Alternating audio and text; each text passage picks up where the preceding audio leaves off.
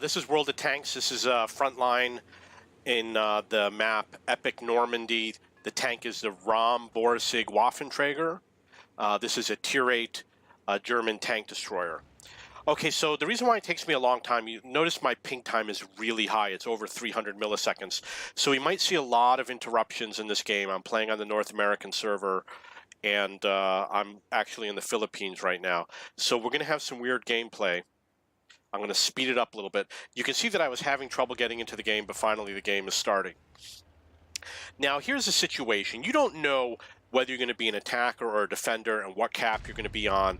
And I'm playing this particular tank, which is a weakly armored tank, and it's a slow tank. And the reason why I'm playing this is because I want to level it up. I'm going to level up all of my Tier 8 tanks playing Frontline. The grind is not that bad because I just love playing Frontline. I could care less what tank I play. It's not as bad as World of Tanks where it's very painful. So I'm going to show you a position, this is Cap A, that you can play when you're in this situation where you have a weakly armored tank and you want to be able to have an impact on the game. Now okay, so that was my first kill.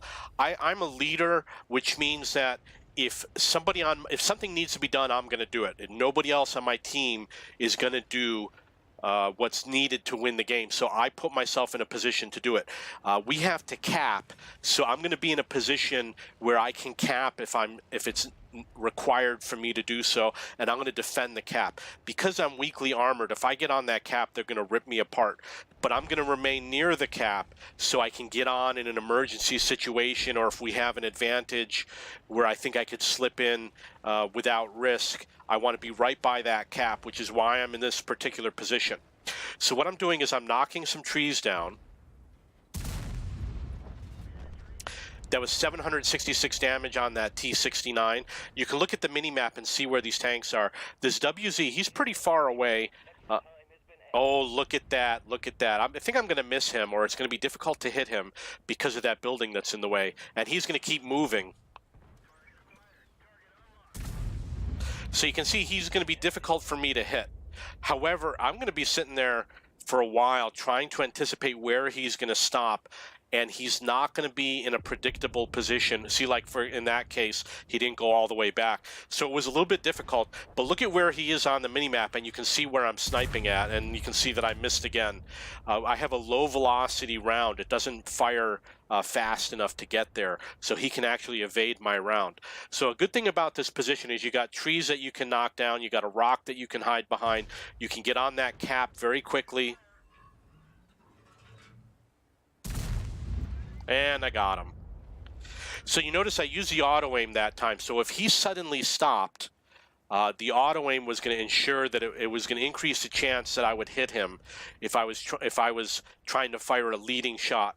When you do a leading shot, try to lead at the front of the tank, but not in front of the tank. So you don't want to lead in the empty space in front of the tank, because like I said, he might stop. So try and get the very tip at the front of the or back of the tank.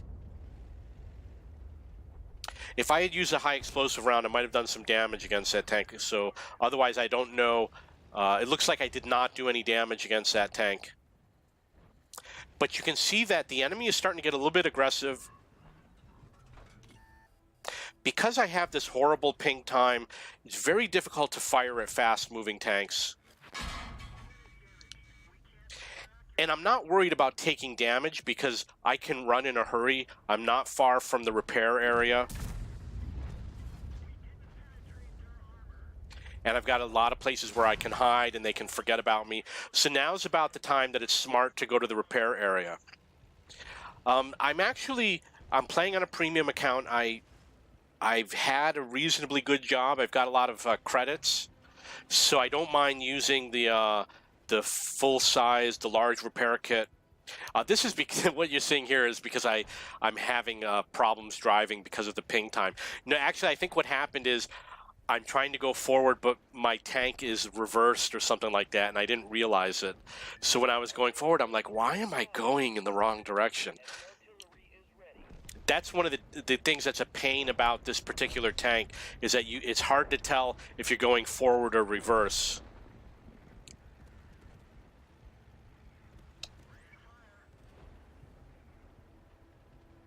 It's not good for snapshotting tanks because of the low velocity of the rounds. You can see that I have not gone to the repair facility, but we're getting close to the point where going to the repair facility is a smart idea. In terms of capping strategy, we're taking way too long. I played a game where the enemy capped in like 2 minutes, A, B, and C. So I killed that tank. That was 310 damage. So the enemy had capped A, B, and C within 2 minutes, and they had like 12 minutes to do the final objectives. They had tons of time. I did play a game where I think it took 40 seconds for the enemy to cap one of the caps. I believe it was cap B. Perhaps you'll find that in my account in another video. See, that was a lot of damage I was able to do. Okay, so now that I only have 109 hit points, it makes sense to go to the repair area. Normally, I don't use the first aid kit when the crew is stunned unless my tank is under an immediate threat. If I need to get to reload that tank immediately, or if I need to hightail it out of there for some reason, then I'll do it. You'll also notice I'm not taking the quickest route to the repair facility, which was a mistake that I had made. I'm going to speed it up a little bit. And it looks like we're about to cap A.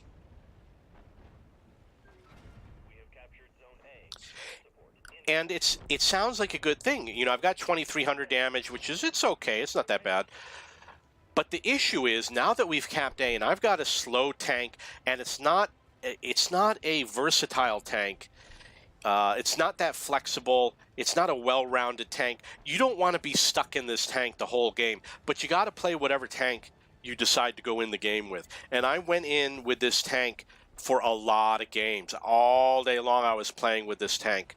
And the reason why is because I had leveled up the medium tanks that I was playing with. The best well-rounded tank is going to be a medium tank such as the Progetto or maybe an IS-3A, but I really think a fast autoloader is a good tank to get into a game with. Okay, so one of the strategies you can use when you cap A, if B has not been capped, you can go out there where the Centurion is. Let's see if we can see where the Centurion is and where the Tiger II is. Look at the mini-map. You can go where those two tanks are, and you can help your team in B by sniping at the enemy from behind. So that's one of the strategies that I would use if B had not been capped yet. Now we're going to go to the next position. You can see the WZ-132 in front of me. That's a pretty good position. It's not a perfect position, but it's going to allow you to cover the cap. And you're going to have to rely on your allies to do the capping. You're not going to be able to hit every enemy tank, but they're going to be pretty much within your range, and maybe with a little bit of repositioning, you're going to be able to go after some of those tanks. You're definitely going to be able to cover that cap.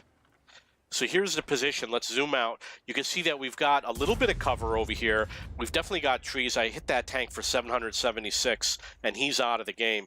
And you can see that my team is going up against that cap over there.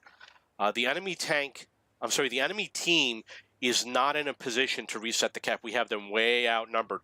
Press the tab key to see how you're doing. So there's a good chance that we're going to get this cap real fast. We only got 6 minutes left in the game. When you play and you get something like artillery, use it as quickly as possible. Otherwise, you're going to play many games where you might forget to use it, and then you die, and then you don't get to use it.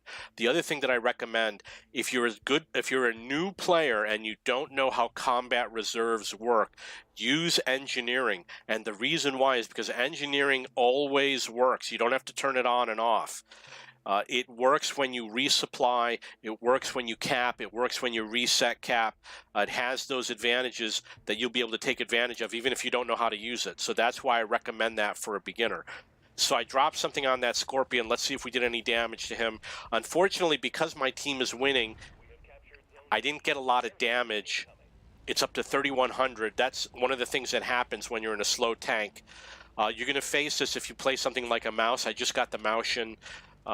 Was it the Tiger II that goes up to the Maushan, which I leveled up while playing Frontline a couple of weeks ago, last month. Unfortunately, Maushin is a tier 9 tank.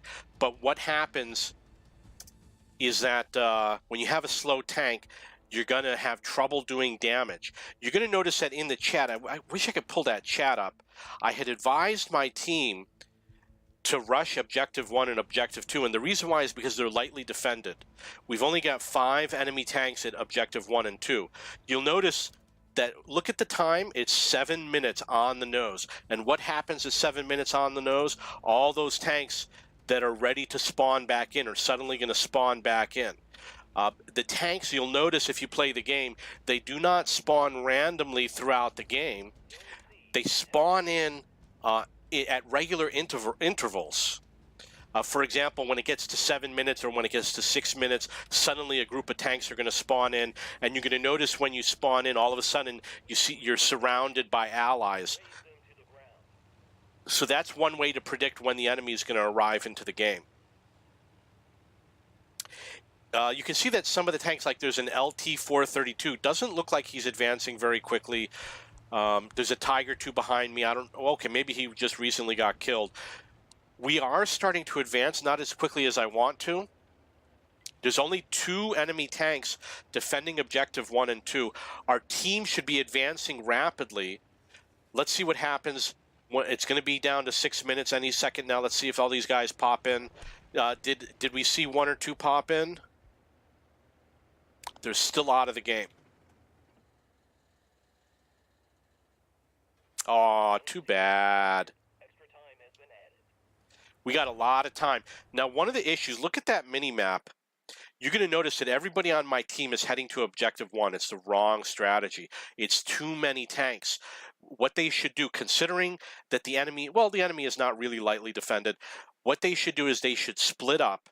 It's actually not that bad what they're doing, but in general, the faster tanks should go to Objective 1 and the slower tanks should go to Objective 2. And the reason why is because if you're a slow tank like that T-32, by the time he gets to Objective 1, it's going to be destroyed.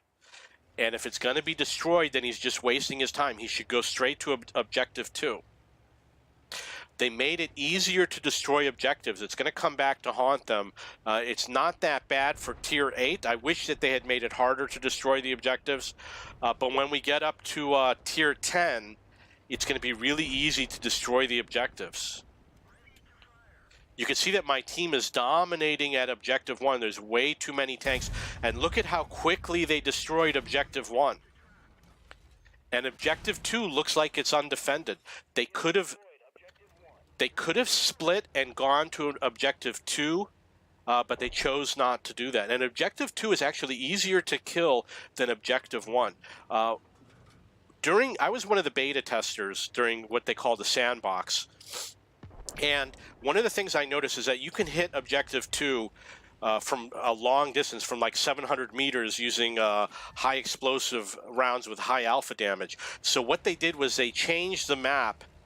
You can see over here there's a ridge at Objective 2 so that you can't hit Objective 2 from long range anymore. But when they did it, they turned it into a corridor map. And by doing so, you can get in there and you can't be sniped from long range. So it's very easy to get to Objective 2 and hide behind a building comfortably and snipe at Objective 2, but you can't really do it as easily from Objective 1. So if you are a new player and you want the easier target, strongly consider Objective 2 over Objective 1, especially if you have a slow tank. So I'm only up to 3,800 damage. It's not a high damage game for me, which is one of the issues you're going to have on the attacking team if you have a slow tank. One of the reasons why I come to this position is because we haven't capped E yet. And from here you can see, if you look at the yellow circle, you can see that cap E is right outside the yellow circle. However, enemy tanks are going to be within range. So I'll easily be able to support my team from this position. And if I reposition, I can cover cap E also.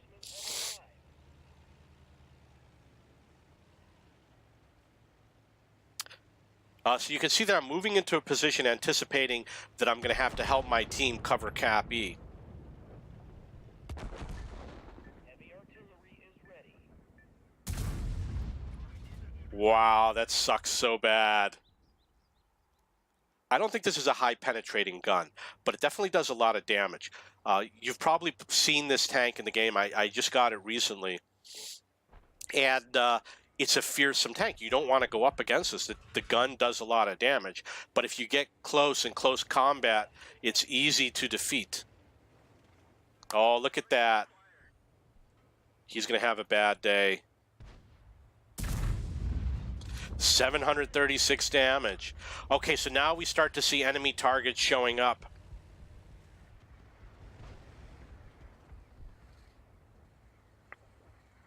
So here's a good position. If you win D and you're rather slow or you're not well armored, this is a good position to go to.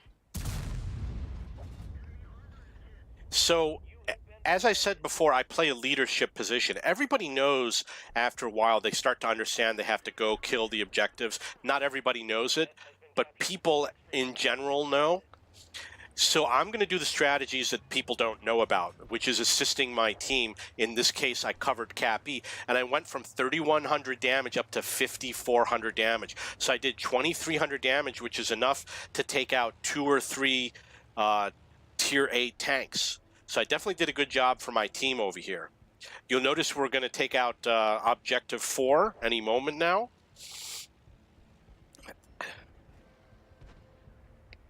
And I've been playing the same tank for the whole game. I haven't died. Okay, I guess I have died. So it looks like I'm planning to pull in with a Lorraine 40T, which is a medium tank. It's a relatively good medium tank. I'm advising my team to go to Objective 4. And the reason why is because you've got flank E and flank 4. I'm advising my team again, everybody go 4.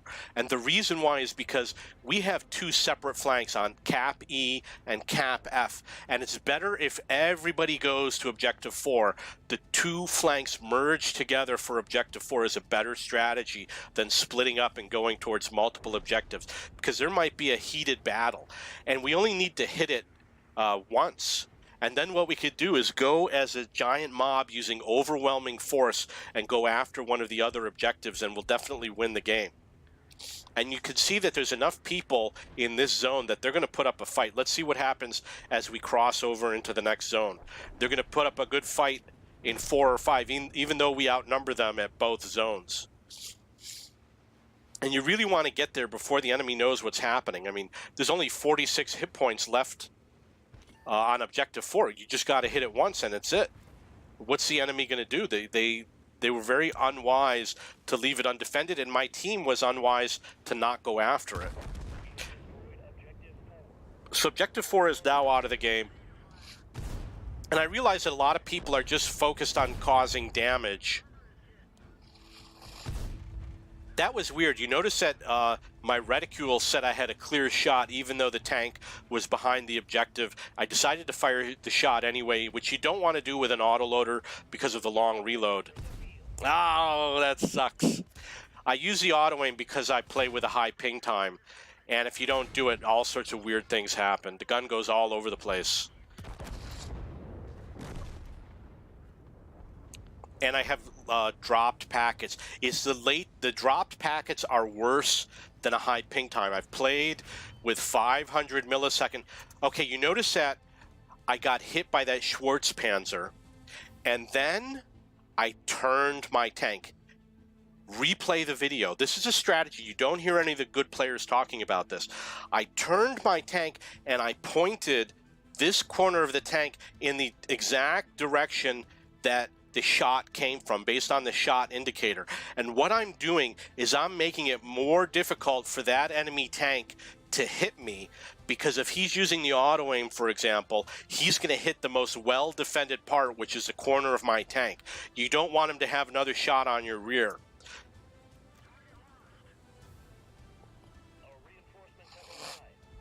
So that's the strategy you use. It works. I have a video with a Type 4 Heavy where I do it, and you see the enemy hit me and cause damage, and then you see me do the move, and then he just ricochets. And obviously, if you overturn, it's okay. what I did was I overturned, and the reason why it's okay is because it's like side scraping. Your treads will absorb the shells as long as they're not high explosive rounds.